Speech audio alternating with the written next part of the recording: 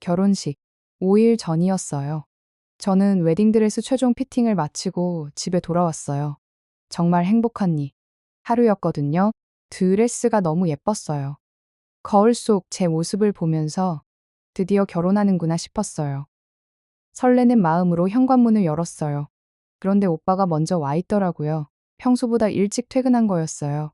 거실 소파에 앉아서 노트북을 열심히 보고 있었어요. 뭔가에 집중하는 모습이었어요. 저는 살짝 다가갔어요. 뒤에서 깜짝 놀래켜 주려고요. 오늘 드레스 피팅 어땠어? 물어볼 줄 알았는데 너무 집중하길래 장난치고 싶었거든요. 근데 그 순간이었어요. 화면이 눈에 확 들어왔어요. 은행 어플이었어요. 통장 잔액이 크게 보였어요.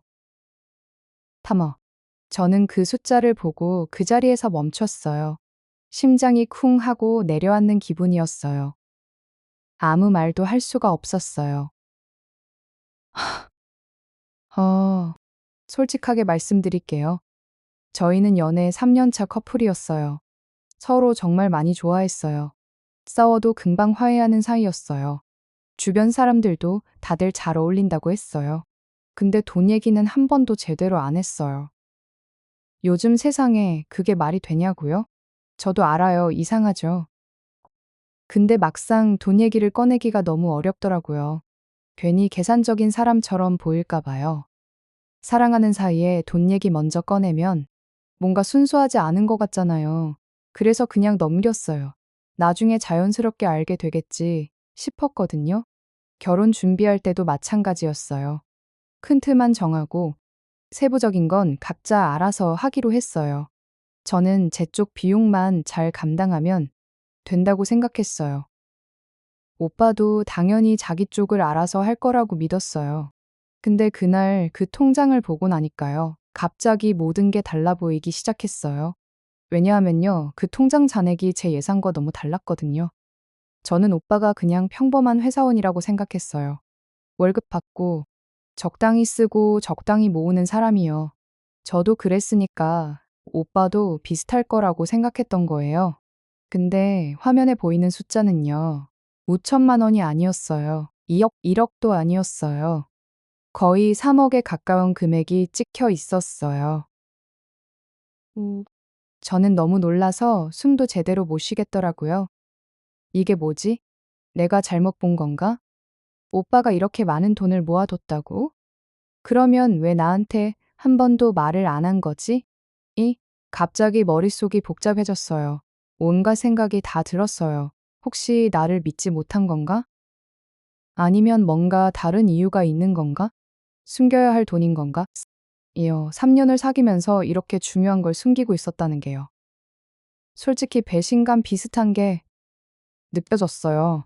물론 좋은 일이죠. 돈 많으면 좋은 거잖아요.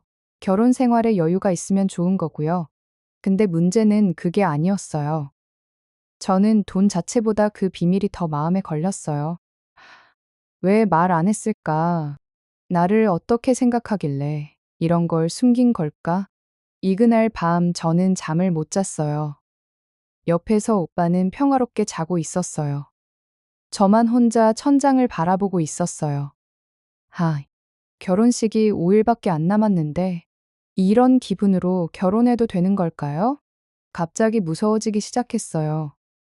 내가 모르는 오빠가 있는 건 아닐까요?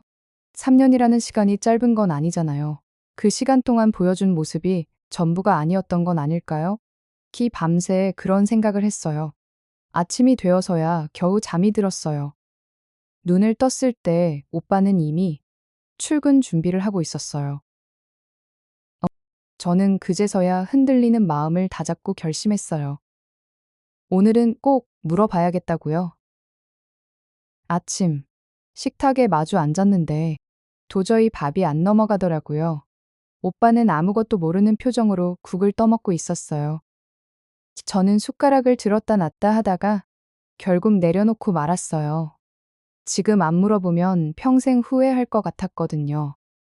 심장이 터질 것 같았지만 최대한 침착하게 입을 열었어요.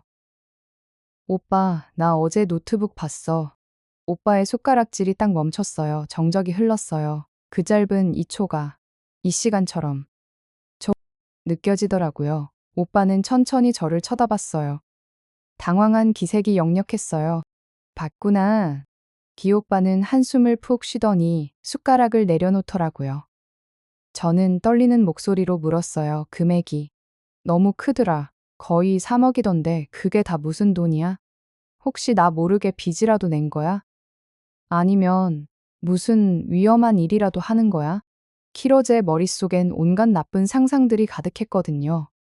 그런데 오빠 입에서 나온 대답은 제 상상을 완전히 빗나갔어요.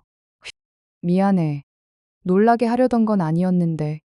오빠는 물을 한 모금 마시더니 덤덤하게 이야기를 시작했어요. 그거, 네, 80대야. 응잠. 이러 너 알잖아. 우리 집 어려웠던 거. 어릴 때 부모님 맨날 돈 때문에 싸우시고, 집세 밀려서 이사 다니고, 나는 그게 너무 지긋지긋했어. 그래서 다짐했거든. 내가 결혼해서 가정을 꾸리면 내 아내랑 내 자식한테는 절대로 돈 걱정 안 시키겠다고. 실순간 머리를 한 대 얻어맞은 기분이었어요.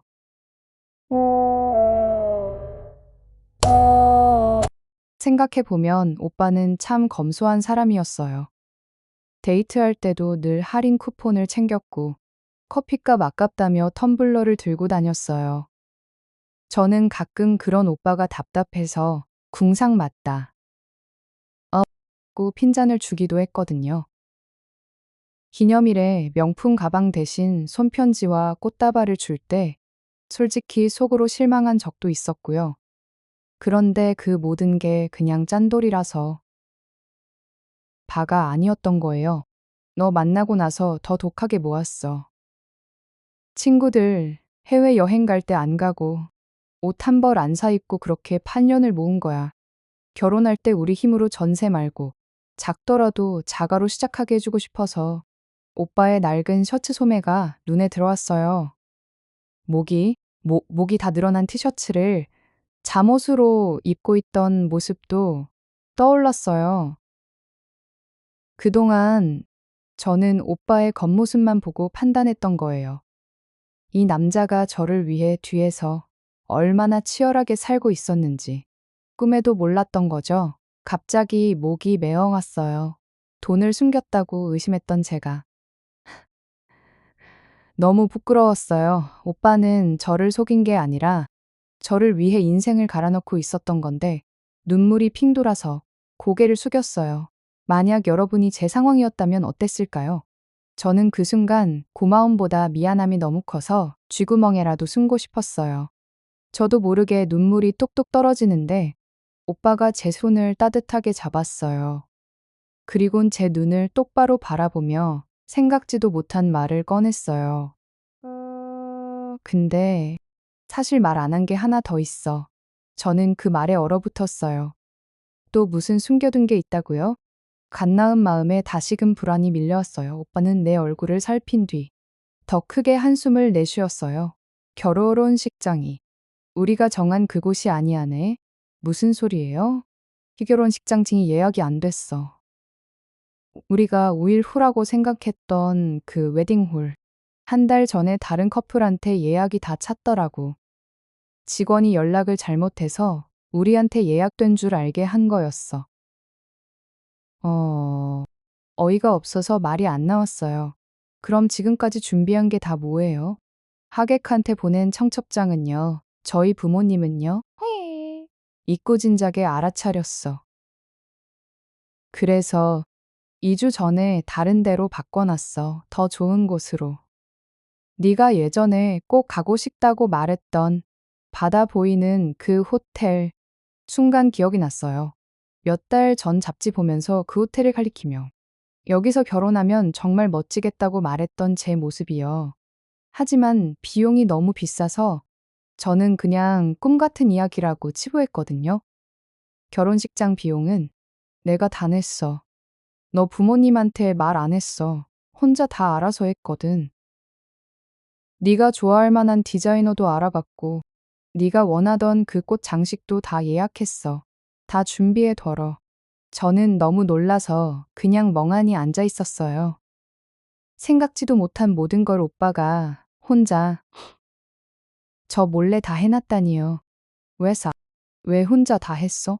나랑 상의라도 하지, 미미안. 근데 네가 혼란스러워할까 봐 그냥 조용히 해결하고 싶었어. 게다가 나 사실 그 통장 돈 내 몫을 미리 떼놓는 거 있잖아. 오빠는 진지한 얼굴로 말을 이었어요.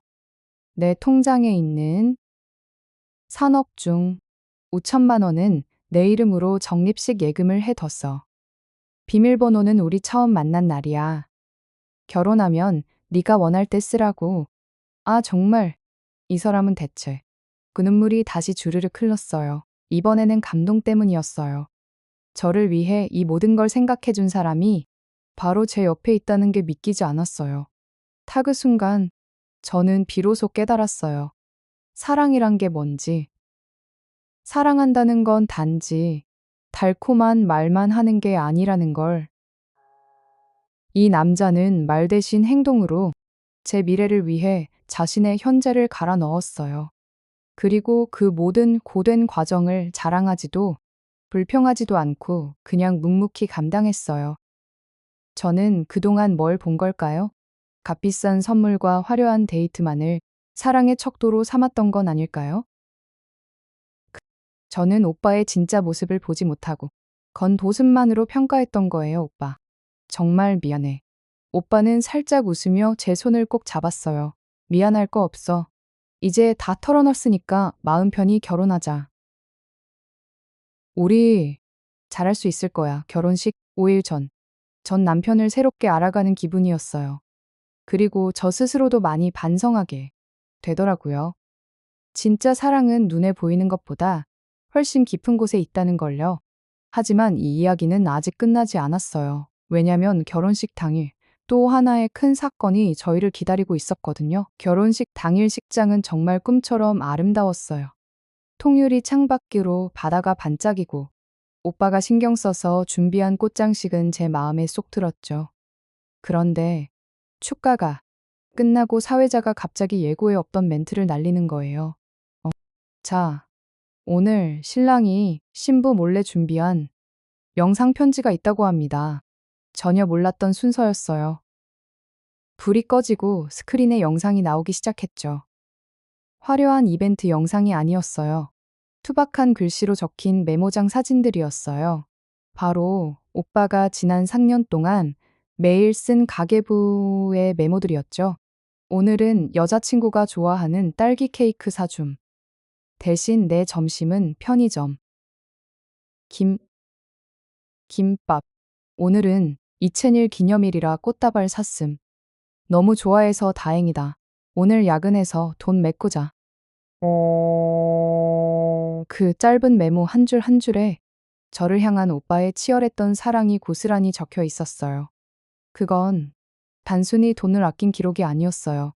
저를 행복하게 해주기 위해 자신이 무엇을 포기하고 얼마나 인내했는지가 담긴 눈물겨운 기록이었죠. 영상을 보는 내내 하객들도 훌쩍이기 시작했고 저도 메이크업이 다 번질 정도로 펑펑 울었어요. 영상이 끝나고 조명이 켜지자 오빠는 멋쩍은 듯 웃으며 다가와 제 눈물을 닦아주었어요. 그날 저는 맹세했어요. 이 남자의 진심을 평생 잊지 않겠다고요. 겉만 번지르르한 조건이나 말뿐인 약속이 아니라 보이지 않는 곳에서 묵묵히 나를 지켜주는 그 단단한 마음을 믿고 살아가겠다고요. 어, 지금 우리는 알콩달콩 결혼 1년 차예요. 여전히 오빠는 짠돌이 소리를 듣지만 이제 저는 알아요. 그 아낀 돈이 결국 우리 가족의 미래가 되고 행복이 된다는 걸요. 여러분도 혹시 지금 옆에 있는 사람의 겉모습만 보고 혹은 당장의 현실만 보고 실망하고 계신 건 아닌가요? 조금만 더 깊이 그 사람의 마음속을 들여다보세요. 어쩌면 투박한 그 사람의 주머니 속에 세상 그 무엇보다 값진 다이아몬드 같은 진심이 숨겨져 있을지도 모르니까요. 숨겨져있죠. 보여지는 화려함보다 보이지 않는 사랑의 깊이가 더 중요하다는 걸 저는 결혼식 5일 전 그 통장을 보고서야 깨달았습니다. 제 이야기가 마음에 와닿으셨다면 구독과 좋아요 한 번씩 꼭 눌러주세요. 앞으로도 우리 같은 현실 부부들이 공감할 수 있는 솔직하고 따뜻한 이야기 계속 들려드릴게요. 여러분의 사랑도 언제나 흔들림 없이 단단하길 진심으로 응원합니다.